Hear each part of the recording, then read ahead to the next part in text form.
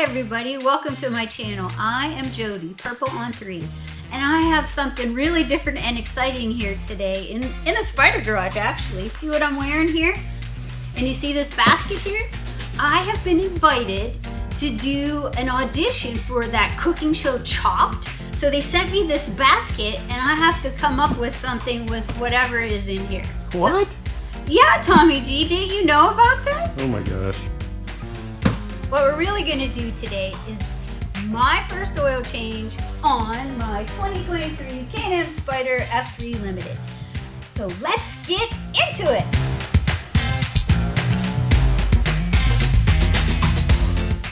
So today I'm going to show you how to change the oil on a 2023 Can-Am Spyder F3 Limited. Now I've changed the oil on my 2018 Can-Am Spyder F3 Limited, my previous Spyder. I learned how to change the oil on it. Why am I showing you this today? It's because it's really not that hard to do.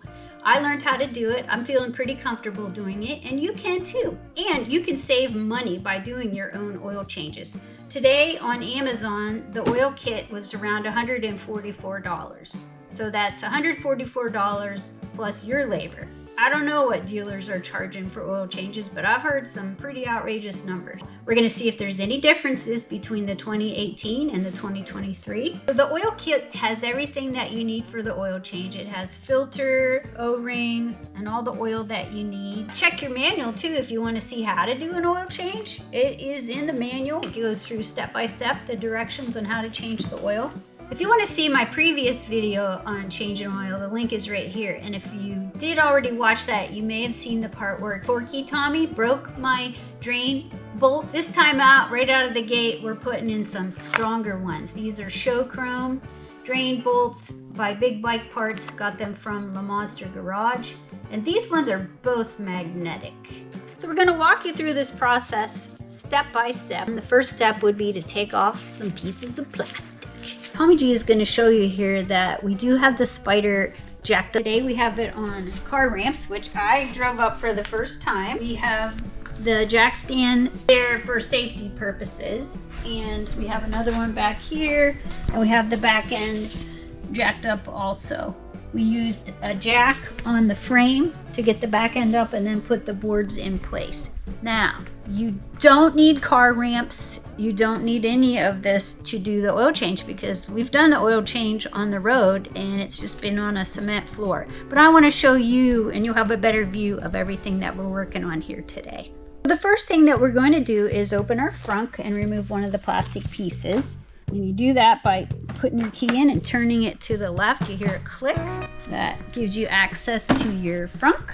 And then we're going to take this plastic piece out right here. It just pulls up and off. So you can see it has a couple tabs on it here and here.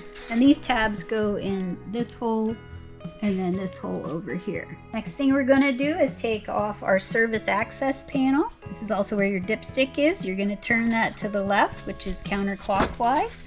See how easy that comes off? The next thing we're going to do is take off this panel here. There's 3 pins that we have to take off, and we're going to use our handy dandy Lamonster Garage pin removal tool. Then there's 4 of these T25 Torx bolts that have to come off also to get this panel off. I'm going to take the pins off first, and I'm putting this cloth here just to kind of protect the Spyder, so to protect it from scratches. So you put that under there and then just pry it up.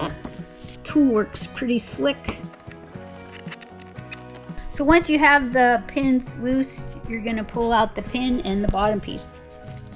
Next, we're going to remove the bolts with the T25 Torx bit. I'm going to put them in my little, well, they're not magnetic, but I'm going to put them in there anyway so I don't lose them like I did the bit. So that's 2, and we got 2 more here.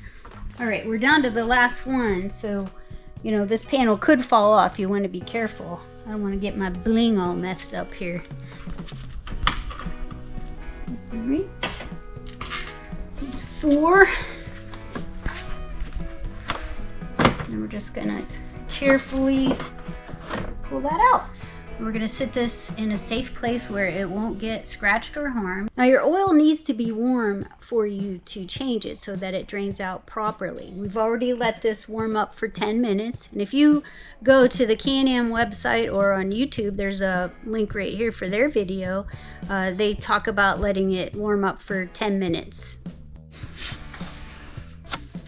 Hi. Okay, we are now under the Spyder. And I'm going to show you some stuff under here.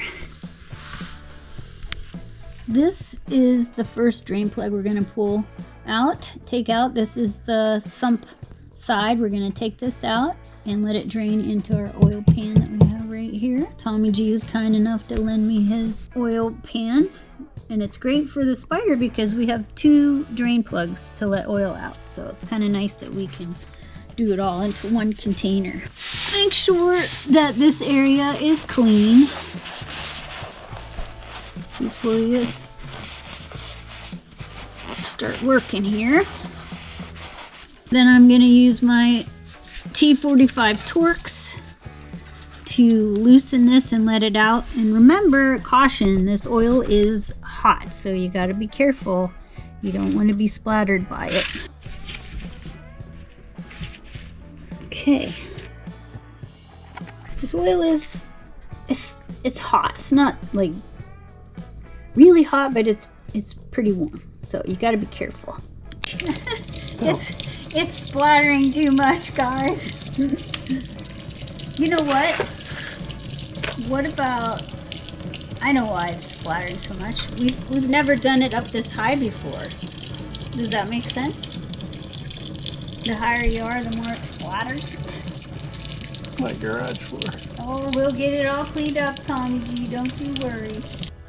Okay, so we had a bit of a mess here that we had to clean up, and we've added more cardboard and reinforcements. But I just want you to know, or I'm going to ask you, Tommy G, do you know why that happened? No. It's because you're not wearing coveralls. Oh, for Pete's sake. The next step is to loosen the dipstick to help the oil drain. Now, to be honest, Tommy G had to help loosen this. I can't do it. I don't know why it has to be so hard. It's loose. Okay. You don't have to actually take it out, but it's loose now. And how are we doing down there? It's down to a slow drip. We are now going to take out the drain plug from the transmission side. Make sure that's all cleaned.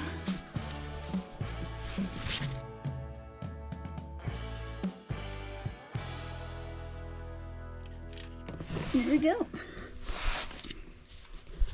That one didn't splatter nearly as bad as the other side. Hi everyone, welcome back to day 2 of the oil change. You know, in my first oil change video, it was a 3-day deal because of Torquey Tommy. Well, guess what? This simple oil change on my 2023 Can-Am Spyder F3 Limited turned into a 2-day oil change, and I'm going to show you why. 2 reasons. I'm married to Torquey Tommy. The other reason is he didn't have his overalls on. Well, guess what? He's got his overalls on today because I told him things will go so much better if we're both wearing our overalls. But Tommy G, do you have anything to say for yourself? No. What is that in your hand? Oh, it's a whole roll of Gorilla Tape. What are we going to do with that? No. No. But here's what happened yesterday. If you have seen my 2018 oil change video, you know that we remove the brake fluid reservoir. We get it out of the bracket because down here is where the oil filter is. I guess I've seen videos where you can do it, but to me, the brake fluid reservoir is in the way, so we like to get it out of the way. So before, BRP had the same T bracket, but there was this little teeny tiny piece of Capex pipe, really tiny, just a couple inches long, and that is what kept it secure in the bracket. So BRP has come up with a new design with this clip. It kind of looks like a paper clip. Here's a picture of that spring. Found this on the Spyder forum. So that is the new design, and it is called a stopper spring, and there is your part number for reference in case you need to replace it. Although You know, it's a lot easier to find when it falls down because it's fallen down a couple times. So, after getting on the Spyder forum,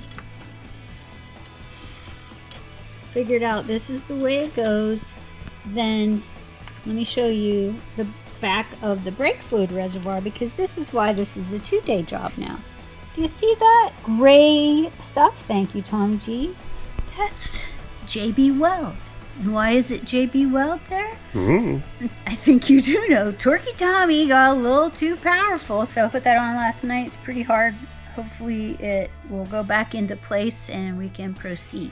But you know, guys, I just want to say something. I noticed when Torquey Tommy is working on my Spyder that things break, but when he's working on his Harley, nothing ever breaks. I'm starting to get a little suspicious. Wouldn't you be suspicious? So we have our brake fluid reservoir tucked off to the side here. And I don't know if you guys can see this, but we have this wire going right across the oil filter. I think we can move it out of the way a little bit, but I don't know what it goes to. We'll try to get this oil filter out. We're using our 36mm socket. Loosen it the rest of the way. So I have a towel rag under here to catch the drips. I'm gonna take this out. Just gonna sit it here for now. All right, we're gonna take this old filter out.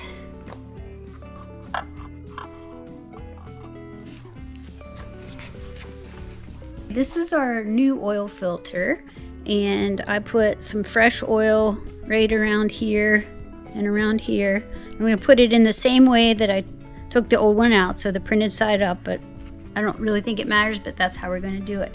But I want you to see what I found in here, guys.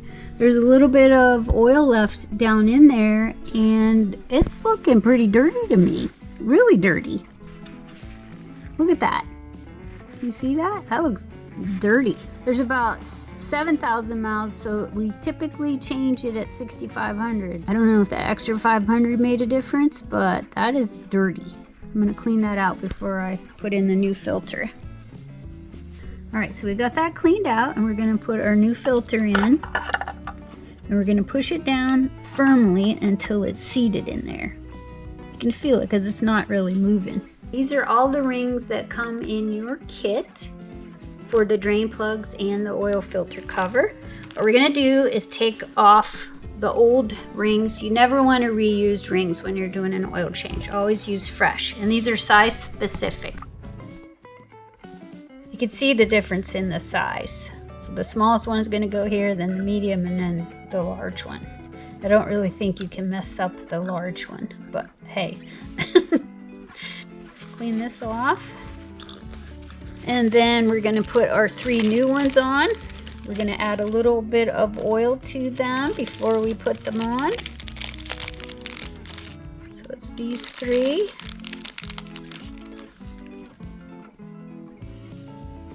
Just take a little bit of your fresh oil in a cap, put that on.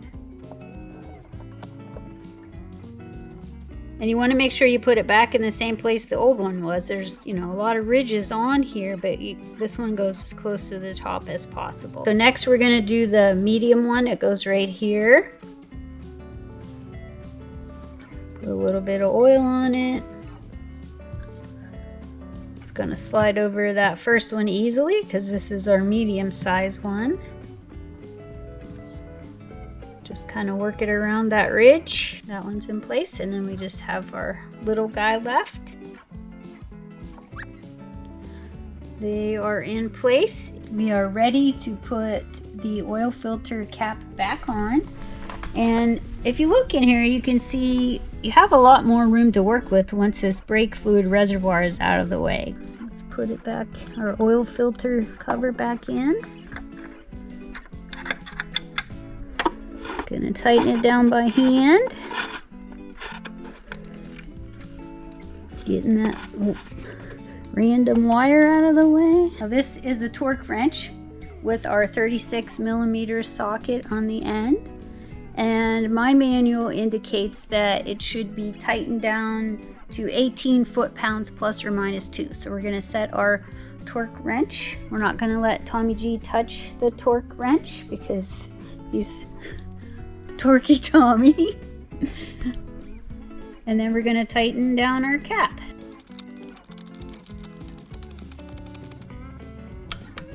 It was hard for me to do that, which is why I need an assistant. But anyways, Tommy G did it and I heard the click. So this isn't audible where it makes like a beeping sound. This is just your click, your basic clicker. So you really got to listen for it. All right, time to try and put the brake fluid reservoir back. So this paperclip looking thing is going to act as a spring to keep the reservoir in its T-bracket. At least that's the plan anyways. Let's see if we can get it to go in. We'll hope the JB weld holds. This has to go right in there. There's not a lot of room to work with here. Okay, sliding that in. All right, we got that one in. Now, this is an electrical connection. We have to put that back here, and then this slides back in this hole down here. All right, so we're gonna slide this right over there.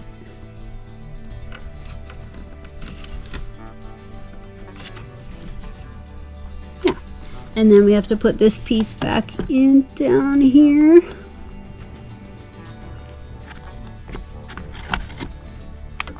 All right, now we are ready to put the T in the bracket and then put our spring back in. We're gonna give it a whirl. All right, now our spring, this has to be up, orientated up.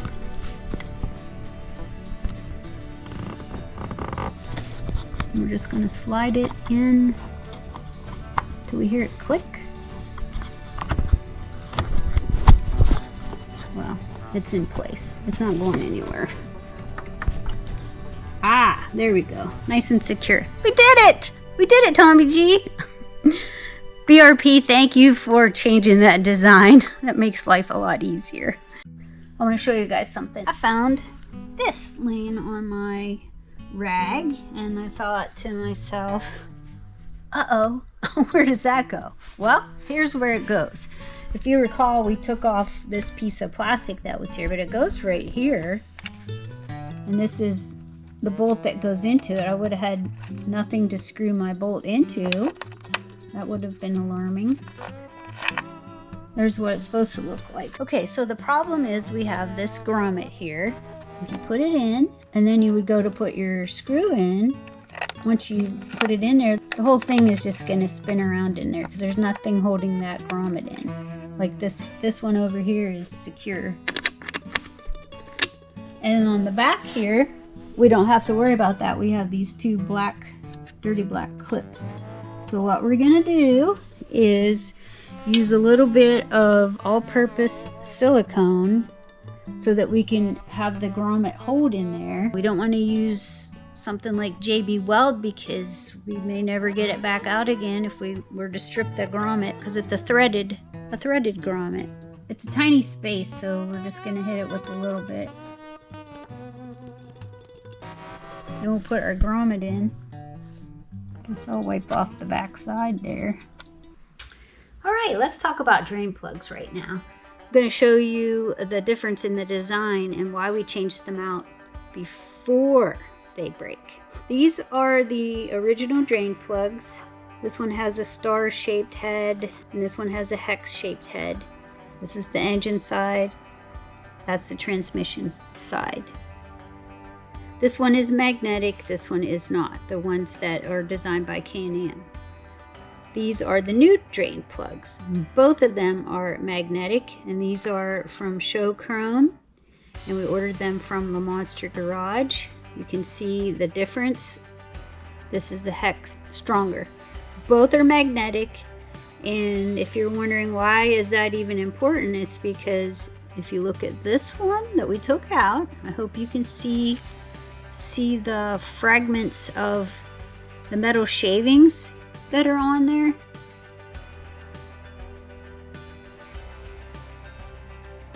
That's what's floating around in your oil. So you want to get that out of your oil before it does any damage to your engine. So with both of these being magnetic, they can draw more shavings like that out.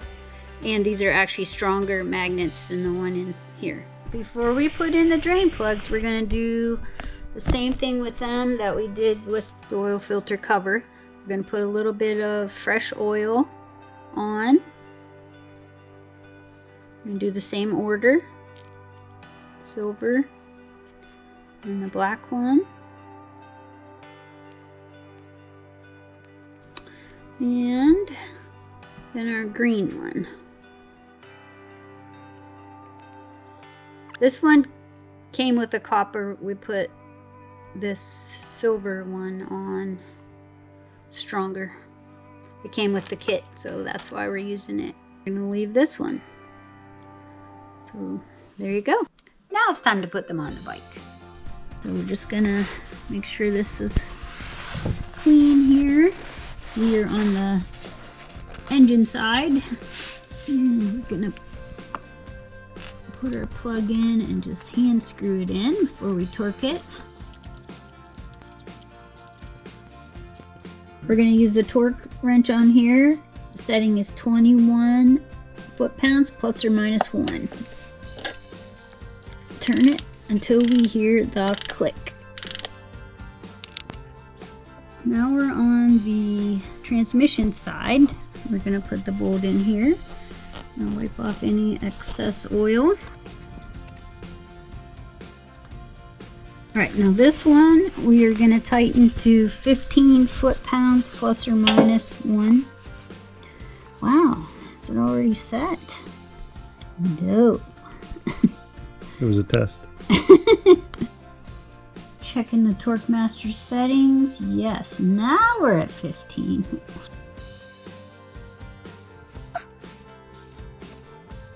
Okay, it's time to add our oil, and while I'm doing that, Torquey Tommy is going to dispose of the old engine oil. But I'm having a problem. Tommy, what is this? I asked for a purple funnel, and not only did I not get a purple funnel, I have one that says HD funnel. Huh. I hope my Spyder doesn't choke when I put the oil in her. Remember, do not overfill your Spyder. My manual says 5 quarts because we're not doing a transmission filter change, but there's 5.5 quarts in a kit. So we are going to start with 5 quarts and then we're going to check the oil and see if we need to add any more. All right, number 1.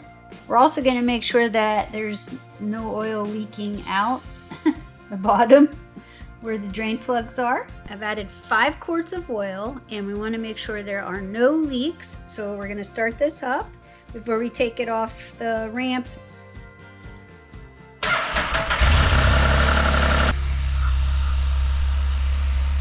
Alright, we're going to check to see, hopefully there are no leaks.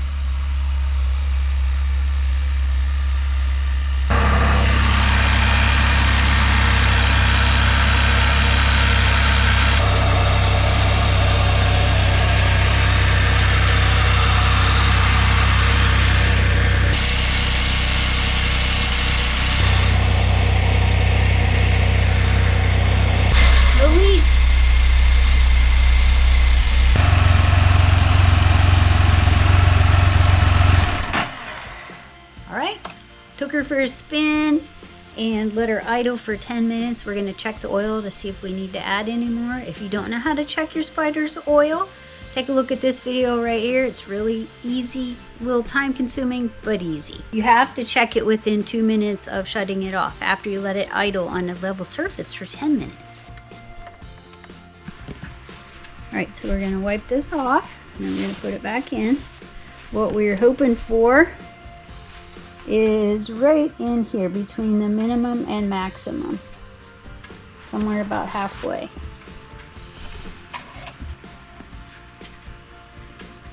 And we are not even close to minimum. We put 5 quarts in, but that's not enough. To me, it looks like it's clear down here. We're gonna add at least half of the last half quart.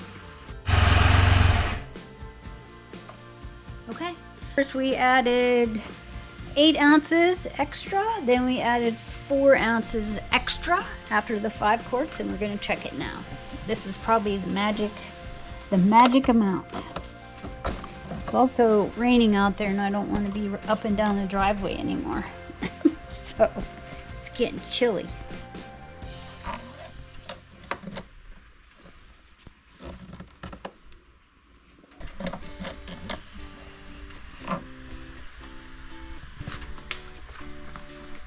Over here to the light. Oh yeah. It's just so hard to see, but...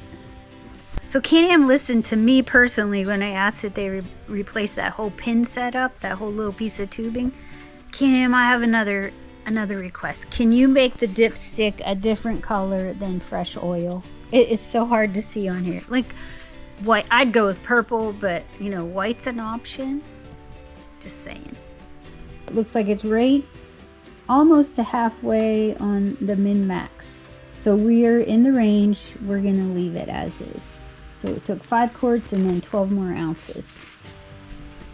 My manual says it takes 5 quarts, so that's why you have to check it. Okay, we're putting it back together now, and it's just the reverse of the order we took the parts, the 3 pieces off. So this side panel goes on first. And so the back end has to slide in there. And we get all these matched up at the right time. And the right has to go under. Those have to go over there, and this has to go over that. Okay, I think that is in place. And now we gotta put the pins and bolts back in. Hope that our silicone held here. Okay, remember there's two pieces here, so this part goes in first, and then the rest of the pin.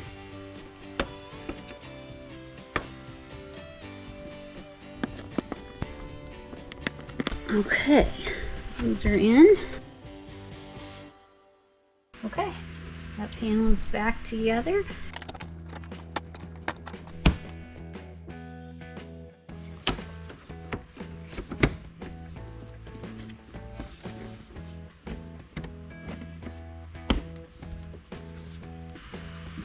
Okay, the oil change is done.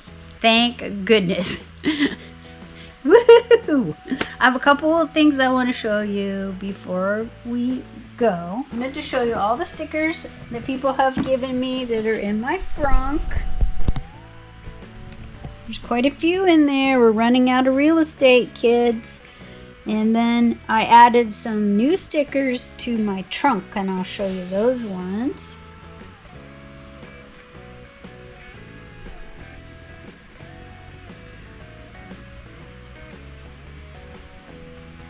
These are stickers I added today, and these folks have sent me stickers, and I just want to thank everybody for sending them. You can see I still have a little bit of space left, so if you want to see your sticker and ride along with me, please send it to me. Let's take a moment to congratulate BD Ryder for his Coast to Coast Iron Butt. Woohoo! Great job, Scott.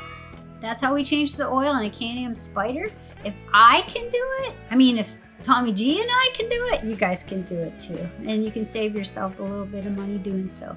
If you have any questions, please leave them in the comment section below, or feel free to email me at jodysholly@gmail.com.